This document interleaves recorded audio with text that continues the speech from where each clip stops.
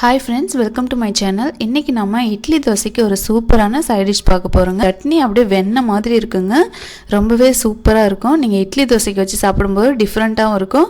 ரொம்ப ஹெல்தியான சட்னி கூட. இப்போ வாங்க வீடியோக்குள்ள போலாம். இந்த சட்னி செய்யிறதுக்காக நான் ஃபர்ஸ்ட் ஒரு பாத்திரம் அடுப்புல வச்சிட்டேன்.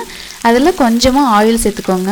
அது கூட ஒரு 2 பெரிய வெங்காயம் கட் பண்ணி சேர்த்துக்கோங்க. வெங்காயம் லைட்டா வறுபட்டோனே நம்ம எவ்வளவு வெங்காயம் சேர்த்தோமோ அதே அளவு சரிபாதி அளவு பூண்டு சேர்த்துக்கோங்க. இது ஒரு 150 கிராம் பூண்டு இருக்கும். இது நல்லா உரிச்சு இது கூட சேர்த்துக்கோங்க. வெங்காயமும் பூண்டையும் வந்து நல்லா வதக்கணும்னு அவசியம் இல்லை. ஒரு அரை பாகம் வதக்குனா போதும்.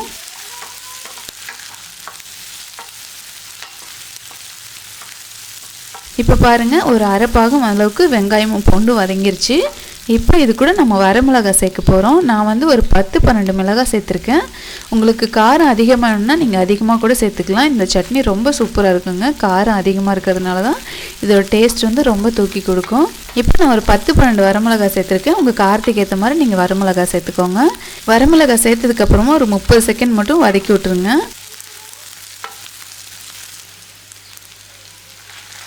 இது கூட தேவையான அளவு கல்லுப்பு சேர்த்துக்கோங்க. அவ்வளோதான், எல்லாம் வதக்கியாச்சு. இப்போ ஸ்டவ் ஆஃப் பண்ணிடலாம். இப்போ ஆற வச்சு நம்ம சட்னி அரைக்க வேண்டியதுதான்.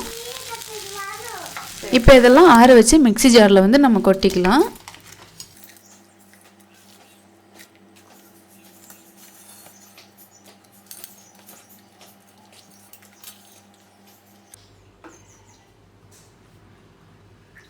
இது கூட ஒரு சின்ன நெல்லிக்காய் அளவு புளி சேர்த்துருக்கேன். புளி வந்து கொஞ்சம் தூக்கலாக இருந்தால் நல்லாயிருக்கும். உங்களுக்கு எந்த அளவு புளி வேணுமோ அந்த அளவுக்கு நீங்கள் புளி சேர்த்துக்கோங்க. இப்போ வந்து சட்னி அரைச்சாச்சு. இந்த சட்னியோட டேஸ்ட்டை நல்லா தூக்கி கொடுக்குறதே நல்லெண்ணெய் தாங்க. இப்போ வந்து நல்லெண்ணெயில் தான் நம்ம தாளிக்க போகிறோம். நான் ஒரு 50 ml போல் நல்லெண்ணெய் நான் இப்போ சூடு பண்ணியிருக்கேன். நான் வதக்கின பாத்திரத்துலேயே வந்து ஆயில் சூடு பண்ணிக்கிறேன்.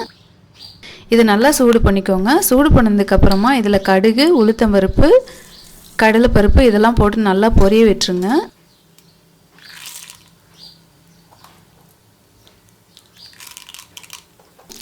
அதுக்கப்புறமா கருவேப்பிலை ஒரு கொத்து போட்டுட்டு ஸ்டவ் ஆஃப் பண்ணிடலாம். இது அடிகனமான பாத்திரம் இருக்கிறதுனால இப்போ நல்லா ஹீட்டாக இருக்கும். இப்போ வந்து சட்னி இது கூட கொட்டிக்கலாம். இந்த நல்லெண்ணெய் வந்து எல்லா இடத்துலையும் படுற மாதிரி நல்லா கிளறி விட்டுக்கோங்க. அவ்வளோதாங்க, நமக்கு சூப்பரான சட்னி ரெடி ஆயிடுச்சு.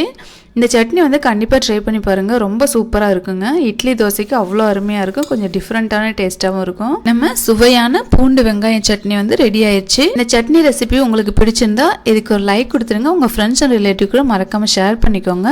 நம்ம சேனல் இது வரைக்கும் சப்ஸ்கிரைப் பண்ணாதவங்க மறக்காமல் சப்ஸ்கிரைப் பண்ணிக்கோங்க. பக்கத்தில் உள்ள பெல் பட்டனை கிளிக் பண்ணுங்கள். தேங்க்யூ.